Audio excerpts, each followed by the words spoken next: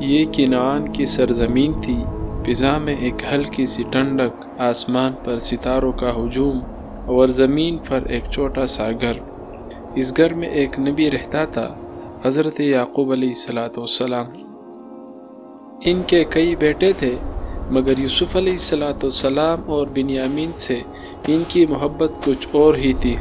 یہ محبت اندھی نہیں تھی، دل نبوت کی محبت تھی۔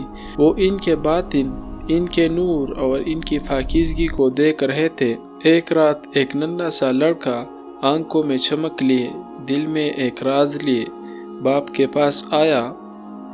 ابا جان، میں نے ایک خواب دیکھا ہے۔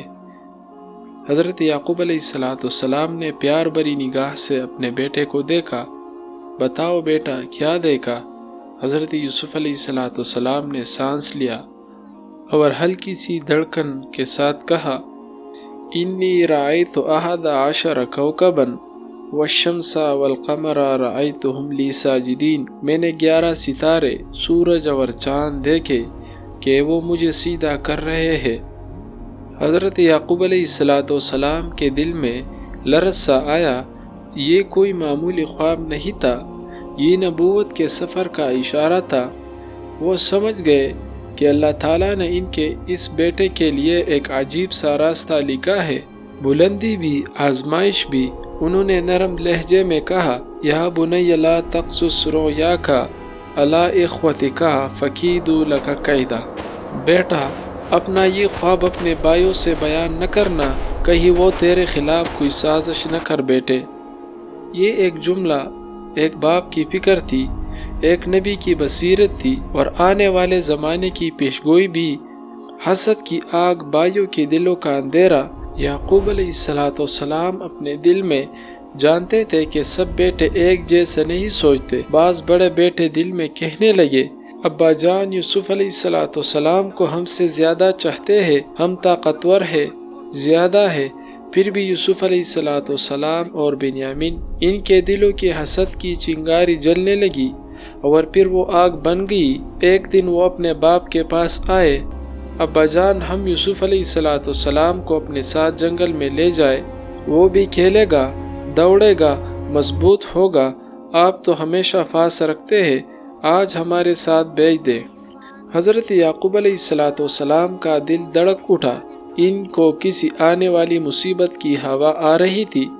انہوں نے کہا، مجھے ڈر لگتا ہے کہ تم یوسف علیہ السلام کو لے جاؤ اور تمہاری غفلت کے دوران کہیں اسے بھیڑیا نہ کھا جائے۔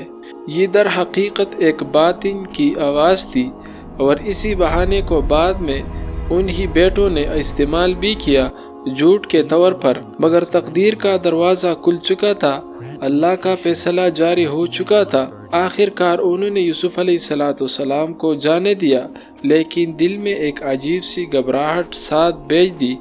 ماں باپ کبھی مکمل مطمئن نہیں ہوتے، بس بھروسہ کر کے اللہ کے سپرد کر کے دیتے ہیں۔ شام ڈلی، اندھیرا گہرا ہوا، ہوا میں عجیب سا سناٹا۔ حضرت یعقوب علیہ السلام دروازے کی طرف بار بار دیکھتے تھے، دل کہتا اب آنے والے ہیں، مگر قدموں کی چاپ نہیں آتی۔ آخر کار وہ آئے، مگر تکے ہوئے، قدم جھکے ہوئے، گردنیں جھکے ہوئے، اور جبڑا بنائے گئے رونے کی آوازیں۔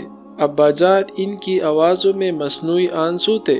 انہوں نے کہا، ہم دوڑ میں لگ گئے، یوسف علیہ السلام کو سامان کے پاس چھوڑ دیا، واپس آئے تو دیکھا بھیڑیا اسے کھا گیا۔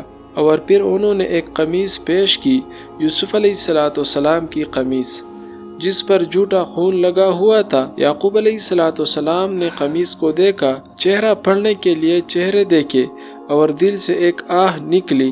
قمیص تو پھٹی ہی نہیں تھی۔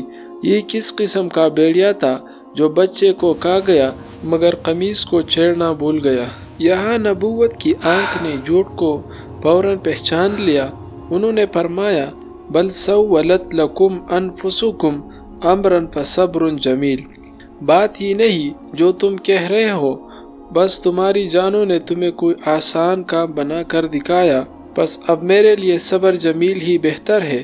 صبر جمیل یعنی ایسا صبر جس میں شکایت انسانوں سے نہیں، فریاد صرف اللہ تعالیٰ سے۔ یہ جملہ صرف الفاظ نہیں تھا، یہ ایک پوری زندگی کا راستہ طے ہو گیا تھا۔ آنسو، آندھی راتیں اور اللہ سے راز و نیاز۔ یوسف علیہ السلام کا چہرہ نظروں سے اوجھل ہو گیا مگر دل سے کبھی نہیں گیا۔ راتوں کو جب سو جاتے، حضرت یعقوب علیہ السلام کا دل نہیں سوتا تھا۔ وہ جاگتے، آسمان کی طرف دیکھتے اور اپنے رب سے سرگوشیاں کرتے۔ قرآن کہتا ہے،